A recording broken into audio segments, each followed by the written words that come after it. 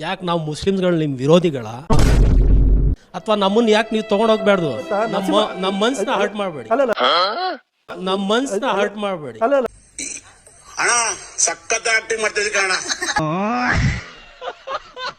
ಇವತ್ತು ಗೋಹತ್ಯೆ ಬಗ್ಗೆ ನಾನು ಮಾತಾಡಲೇಬೇಕು. ಯಾಕೆ ನಿಮ್ಮ ಸರ್ಕಾರದವ್ರು ಬ್ಯಾನ್ ಮಾಡ್ತಾ ಇಲ್ಲ ಗೋಹತ್ಯೆನ? ಯಾಕೆ ಬ್ಯಾನ್ ಮಾಡ್ತಾ ಇಲ್ಲ? ಯಾಕೆ ಮಾಡ್ತಾ ಇಲ್ಲ ಅಷ್ಟೇ, ಬ್ಯಾನ್ ಯಾಕೆ ಮಾಡ್ತಾ ಇಲ್ಲ? ಇವನೇ ನನಗೆ ಕೌಂಟ್ರ್ ಕೊಡ್ತಾವನೆ, ಈಗ ನಾನು ಕೊಡ್ತೀನಿ ನೋಡು ಕೌಂಟ್ರು. ಬೆಚ್ಚೆ ಬೆದ್ದು ಬಿಡಬೇಕು. ಗೋವನ್ನು ನಾವು ತಾಯಿ ಅಂತ ಪ್ರೀತಿಸ್ತೀವಿ. ನೀವು ತಿನ್ನಕ್ಕೆಲ್ಲ ಕೋಳಿ ಇದಾವೆ, ಕುರಿ ಇದಾವೆ, ಎಲ್ಲ ಇದಾವೆ. ನಾವು ಪವಿತ್ರ ಅನ್ನೋದನ್ನ ಯಾವ್ದನ್ನು ಭಾವಿಸಿದೀನಿ ಅದನ್ನೇ ನೀವು ವಧೆ ಮಾಡಬೇಕು ಅಂತ ಯಾಕೆ ಸರ್ ಬರ್ತೀರಿ?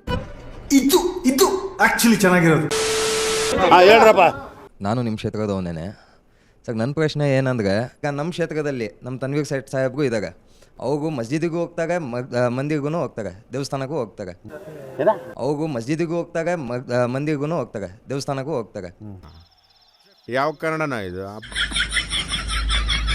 ಆದರೆ BJPದವ್ರು ಒಂದು ಸತಿನೂ ಪ್ರೀತಿ ತೋರ್ಸೋಕ್ಕಾದ್ರೂ ಒಂದು ಸತಿನೂ ಮಸ್ಜಿದಿಗೆ ಬಂದಿಲ್ಲ, ಯಾರಿಗೂ ಬಂದಿಲ್ಲ, ನೀವು ಬಂದಿಲ್ಲ ಸರ್.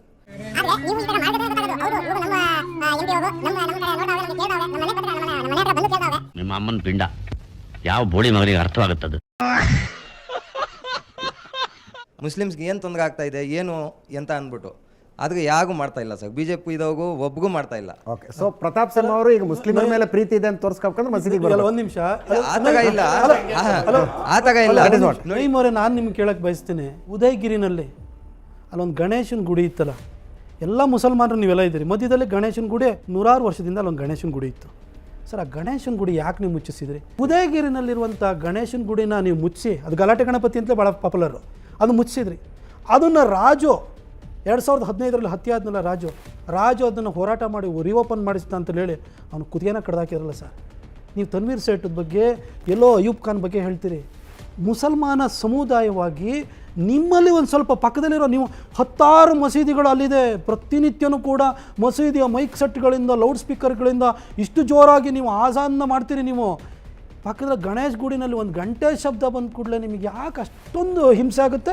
ಇಲ್ಲ, ಅಷ್ಟೊಂದು ಸಾವಿರದ ಐತಿಲ್ಲ. ಯಾಕಾಗಿ ರಾಜನ ಕೊಲೆ ಮಾಡಿದ್ರಿ? ಹಾಗಾದ್ರೆ ಯಾಕೆ ನೀವು ಅಬಿದ್ ಪಾಷಾ ಯಾಕೆ ಕೊಲೆ ಮಾಡ್ದ? ಯಾಕೆ ಕೊಲೆ ಮಾಡ್ದ? ಗಣೇಶ ದೇವಸ್ಥಾನ ಓಪನ್ ಮಾಡಿದ ಕೂಡಲೇ ಅಬಿದ್ ಪಾಷಾ ಬಂದ್ಬಿಟ್ಟು ಕುದಿಯ ಕಡ್ದಲ್ಲ. ಒಬ್ಬ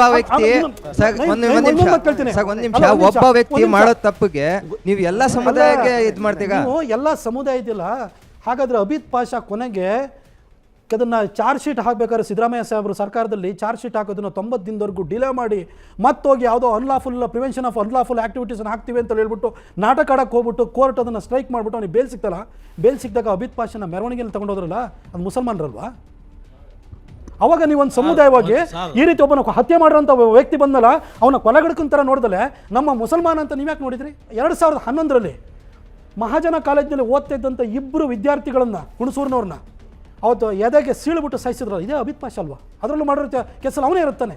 ಇವತ್ತು ಯಾಕೆ ನಿಮ್ಮನ್ನು ಮಸೀದಿ ಒಳಗಡೆ ಸಾಕೊಂಡಿದ್ದೀರಿ ಅವನ್ನ? ಇವತ್ತು ಗೋಹತ್ಯೆ ಬಗ್ಗೆ ನಾನು ಮಾತಾಡಲೇಬೇಕು. ಯಾಕೆ ನಿಮ್ಮ ಸರ್ಕಾರದವ್ರು ಬ್ಯಾನ್ ಮಾಡ್ತಾ ಇಲ್ಲ ಗೋಹತ್ಯೆನ? ಯಾಕೆ ಬ್ಯಾನ್ ಮಾಡ್ತಾ ಇಲ್ಲ? ಅಲ್ಲ, ಒಂದೇ ನಾನು ನಿಮ್ಗೆ ಕೇಳೋದು, ಯಾಕೆ ಮಾಡ್ತಾ ಇಲ್ಲ ಅಷ್ಟೇ, ಬ್ಯಾನ್ ಯಾಕೆ ಮಾಡ್ತಾ ಇಲ್ಲ? ಅಲ್ಲ, ಫಾರಿನ್ಗೆ ಯಾಕೆ ಎಕ್ಸ್ಪೋರ್ಟ್ ಆಗ್ತಾ ಇದೆ? ಯಾರು ಮಾಡ್ತಾ ಇದ್ದಾರೆ? ನಾವು ಎಲ್ಲೆಲ್ಲಿ ಅಧಿಕಾರದಲ್ಲಿದ್ದೀವಿ ಅಲ್ಲಿ ನಾವು ಗೋಹತ್ಯೆನ ನಿಷೇಧವನ್ನು ನಾವು ಮಾಡುವಂಥ ಪ್ರಯತ್ನ ಕರ್ನಾಟಕದಲ್ಲೂ ಮಾಡಿದ್ದೀವಿ. ಇನ್ನೊಂದು ತಿಳ್ಕೊಳ್ಳಿ, ಗೋಹತ್ಯೆ ವಿಚಾರದಲ್ಲಿ ಈ ಸಂವಿಧಾನದಲ್ಲೇ ಅದನ್ನು ರಾಜ್ಯಗಳಿಗೆ ಆ ಹಕ್ಕನ್ನು ಕೊಟ್ಟಿದ್ದು ಮತ್ತು ಗೋಹತ್ಯೆ ವಿರುದ್ಧವಾಗಿದ್ದು ಮಹಾತ್ಮ ಗಾಂಧೀಜಿಯವರು. ನೀವು ಯಾಕೆ, ನೀವೊಂದು ತಿಳ್ಕೊಳ್ಳಿ, ಗೋವನ್ನು ನಾವು ತಾಯಿ ಅಂತ ಪ್ರೀತಿಸ್ತೀವಿ. ನೀವು ತಿನ್ನಕ್ಕೆಲ್ಲ ಕೋಳಿ ಇದ್ದಾವೆ, ಕುರಿ ಇದ್ದಾವೆ, ಎಲ್ಲ ಇದ್ದಾವೆ. ಹಂದಿನ ನಿಕೃಷ್ಟಾಗಿ ನೀವು ನೋಡ್ತೀರಿ ಬಿಡಿ, ಆಯಿತಾ? ನೀವು ನಿಕೃಷ್ಟ ಅನ್ನೋದು ಕಾರಣ ನಾವು ಸಂಹಾರ ಮಾಡ್ತಿರ್ತೀವಿ. ನೀವು ಕೂಡ ನಾವು ಪವಿತ್ರ ಅನ್ನೋದನ್ನು ಯಾವುದನ್ನು ಭಾವಿಸಿದ್ದೀನಿ ಅದನ್ನೇ ನೀವು ವಧೆ ಮಾಡಬೇಕು ಅಂತ ಯಾಕೆ ಸರ್ ಬರ್ತೀರಿ? ಇಸ್ಲಾಮಲ್ಲಿ ನಿಮಗೆ ಗೋ ಹತ್ಯೆ ಮಾಡಬೇಕು, ಗೋಮಾಂಸವನ್ನು ಭಕ್ಷಣೆ ಮಾಡಬೇಕು ಅಂತ ಏನಾರು ಇದೆಯಾ? ಇಲ್ಲಲ್ವಾ? ಪ್ರತಿಯೊಂದಕ್ಕೂ ಕೂಡ ನೀವು ಹಲಾಲ್ ಕಟ್ಟು ಎಲ್ಲ ವಿಷಯದಲ್ಲಿ ಧರ್ಮ ತೋರಿಸ್ತೀರಿ. ಇದರಲ್ಲಿ ಇಲ್ವೇ ಇಲ್ಲಲ್ಲ ಸರ್. ಇಸ್ಲಾಂನಲ್ಲಿ ಮಸೀದಿ ಇರ್ಬೋದು, ಕ್ರೈಸ್ತರಲ್ಲಿ ಚರ್ಚ್ ಇರ್ಬೋದು, ಇವ್ಯಾವ ಹೋಲಿ ಪ್ಲೇಸ್ ಅಲ್ಲ. ಇನ್ಕ್ಲೂಡಿಂಗ್ ಮೆಕ್ಕಾ ಮದೀನದಲ್ಲೂ ಕೂಡ ರೆನೋವೇಷನ್ ಮಾಡಿದ್ದನ್ನು, ಹಳೆಯ ಸ್ಟ್ರಕ್ಚರ್ನ ಡಿಸ್ಮ್ಯಾಂಟ್ಲ್ ಮಾಡಿ ಹೊಸ ಕಟ್ಟಿದ್ದನ್ನು ನಾವು ನೋಡಿದ್ದೀವಿ.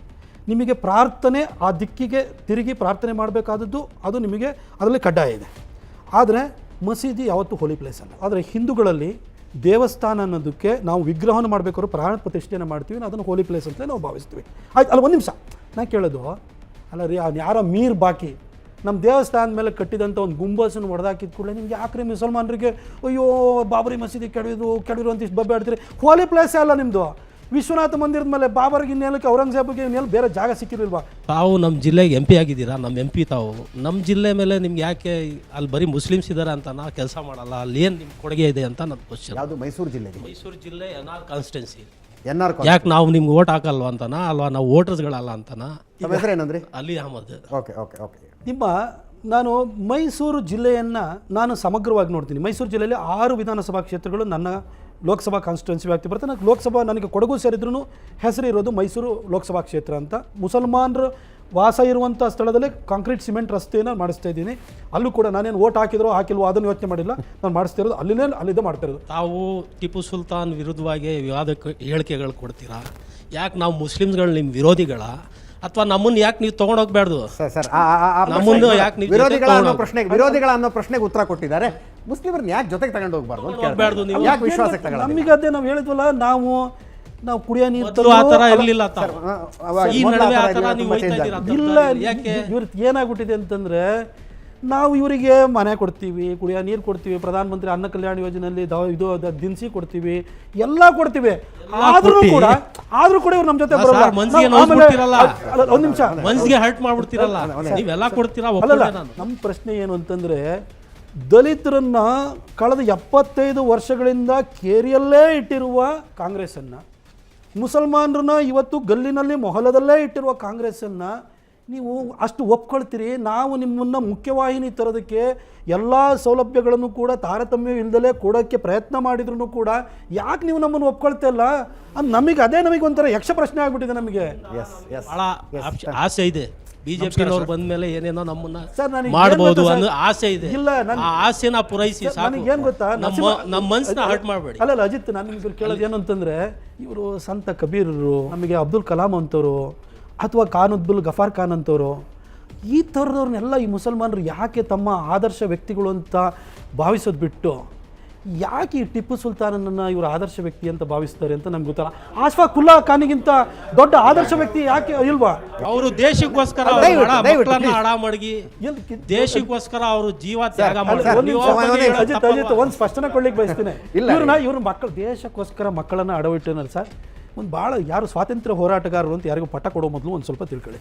ನೀವು ಟಿಪ್ಪು ಸುಲ್ತಾನನ್ನ ನೀವು ಮಕ್ಕಳನ್ನ ಅಡವಿಟ್ಟ ಅಂತ ಹೇಳ್ತೀರಿ. ದಯವಿಟ್ಟು ಸರ್, ನಾನು ಟಿಪ್ಪು ಸುಲ್ತಾನನ ಬಗ್ಗೆ ಅನ್ಯಾತ ಮಾತಾಡ್ತಿಲ್ಲ, ವಸ್ತುನಿಷ್ಠವಾಗಿ ನಾವು ಮಾತಾಡೋಣ.